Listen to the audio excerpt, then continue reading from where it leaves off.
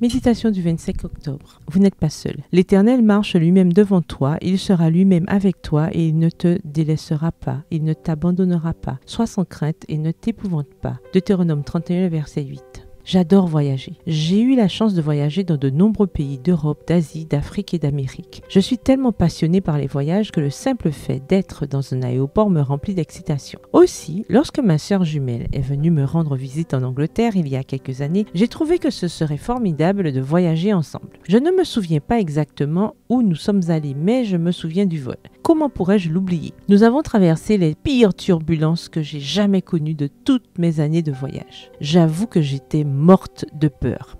Les plateaux de nourriture et les boissons sautaient partout. Les hôtesses de l'air se sont assises à leur place et ont bouclé leur ceinture. J'étais très nerveuse. Puis ma sœur, qui a beaucoup moins voyagé que moi, m'a tenu la main jusqu'à ce que les turbulences cessent. Parfois, nous pensons ne pas en avoir assez ou ne pas avoir assez d'expérience pour pouvoir aider quelqu'un. Une amie fait une fausse couche, par exemple, et nous ne savons pas quoi dire. Ou peut-être que quelqu'un avoue avoir des crises de panique et nous ne savons pas comment réagir. Par peur de faire ou de dire quelque chose de mal, nous ne faisons rien. Nous restons paralysés. Malheureusement, notre inaction est souvent perçue comme un désintérêt. Dans des situations comme celle-ci, il ne s'agit pas tant de dire la bonne chose que d'être présente, de tenir la main de l'autre. Si nous n'avons pas le pouvoir d'arrêter une turbulence, de changer un diagnostic médical ou de reconstruire un couple, nous pouvons être présentes. Nous pouvons traverser la vallée de l'ombre de la mort avec quelqu'un. Cela ne la rendra pas plus agréable, mais elle sera moins solitaire. La chercheuse et écrivaine américaine